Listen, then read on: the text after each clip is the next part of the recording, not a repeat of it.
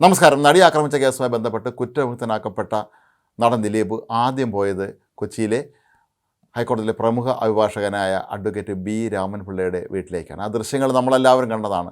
ദിലീപ് അദ്ദേഹത്തോട് കാണിക്കുന്ന സ്നേഹാതിരയൊക്കെ തന്നെ നമ്മൾ എല്ലാവരും കണ്ടതാണ്.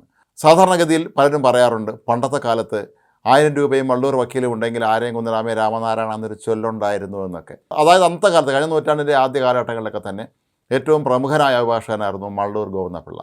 അദ്ദേഹത്തിൻ്റെ പ്രാഗൽഭ്യം വിളിച്ചോതുന്ന ഒരുപാട് കഥകൾ, ഇതെല്ലാ കാര്യങ്ങളും സത്യമാണെന്ന് നമുക്കറിയില്ല എങ്കിൽ പോലും ഒരുപാട് കാര്യങ്ങൾ അദ്ദേഹത്തെക്കുറിച്ച് നമ്മളെല്ലാവരും കേട്ടിട്ടുണ്ട്.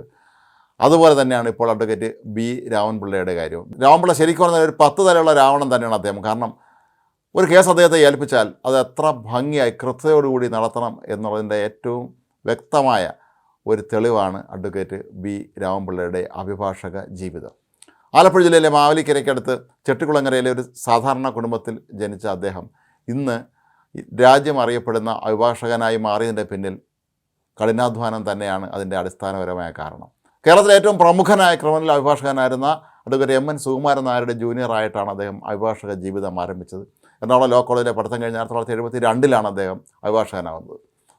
തൻ്റെ ജൂനിയർമാരെ എക്കാലത്തും പ്രോത്സാഹിപ്പിക്കുന്ന ഒരു നിലപാടായിരുന്നു എം എൻ സുകുമാരൻ നായർ സ്വീകരിച്ചിരുന്നത്. അതനുസരിച്ച് ബി രാമൻപിള്ള എന്ന യുവ അഭിഭാഷകൻ്റെ കഴിവുകൾ അദ്ദേഹത്തിന് വളരെ പെട്ടെന്ന് തിരിച്ചറിയാൻ കഴിഞ്ഞു.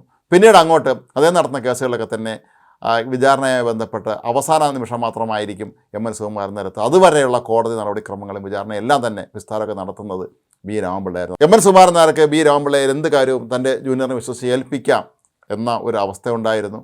പിന്നീടാണ് അദ്ദേഹം സ്വതന്ത്രനായ അഭിഭാഷകനായത്. പിന്നീട് അങ്ങോട്ട് ബി രാമൻപിള്ള എന്ന അഭിഭാഷകൻ നടത്തിയ വിജയിച്ച കേസുകളുടെ നീണ്ട പട്ടിക തന്നെ നമ്മുടെ മുന്നിലുണ്ട്.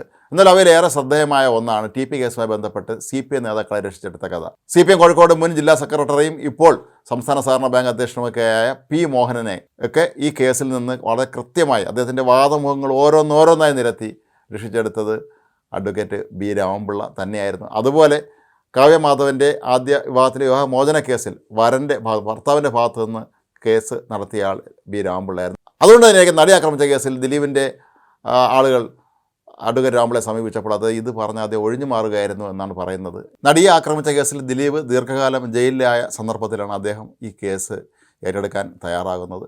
പിന്നീട് അങ്ങോട്ട് നമ്മൾ കാണുന്നത് അഡ്വക്കേറ്റ് ബി രാമൻപിള്ള എന്ന പ്രഗത്ഭനായ അഭിഭാഷകൻ്റെ മിന്നുന്ന പ്രകടനമാണ് കോടതികളിൽ.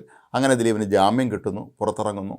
എന്നാൽ കേസ് അന്വേഷണത്തിൽ ഒരു ഘട്ടത്തിൽ രാമൻപിള്ളയെ പോലും കേസിൽ പ്രതിയാക്കാനുള്ളൊരു നീക്കം നടക്കുന്നതായി സൂചനയുണ്ടായിരുന്നു.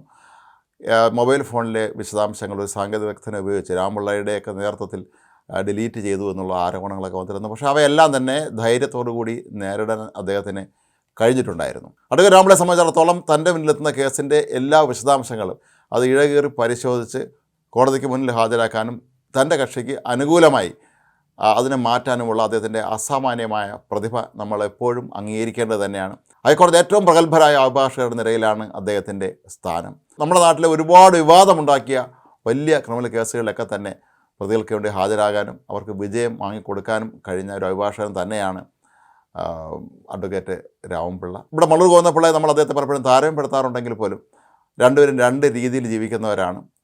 മള്ളൂർ ഗോവിന്ദപിള്ള വളരെ സാമൂഹ്യ ജീവിയായി ജീവിച്ചിരുന്ന ഒരാളാണ് എങ്കിൽ അഡ്വക്കേറ്റ് ബി രാമൻപിള്ള ആകട്ടെ കുറച്ച് ഒതുങ്ങിയ രീതിയിൽ തൻ്റേതായ ചെറിയ ലോകത്ത് ജീവിക്കുന്ന ഒരാളാണ്. കൂടുതൽ സമയം അദ്ദേഹം നിയമപരമായ പഠനത്തിന് വേണ്ടി മാത്രമാണ് വിനിയോഗിക്കാറുള്ളത്. അഡ്വക്കേറ്റ് രാമൻപിള്ളയുടെ ജീവിതം നമ്മൾ പരിശോധിക്കുമ്പോൾ മനസ്സിലാക്കുന്നൊരു കാര്യം, ഒരു അഭിഭാഷകനെ ഒരു മികച്ച അല്ലെങ്കിൽ വിജയിച്ച ഒരു അഭിഭാഷകനായി മാറണമെങ്കിൽ കഠിനാധ്വാനവും തൻ്റെ തൊഴിലിനോടുള്ള അർപ്പണബോധവും വളരെയധികം ഉണ്ടായിരിക്കണം. അതിൻ്റെ ഏറ്റവും വലിയ മകുടോദാഹരണങ്ങളിൽ ഒന്ന് തന്നെയാണ് അഡ്വക്കേറ്റ് ബി രാമൻപിള്ള.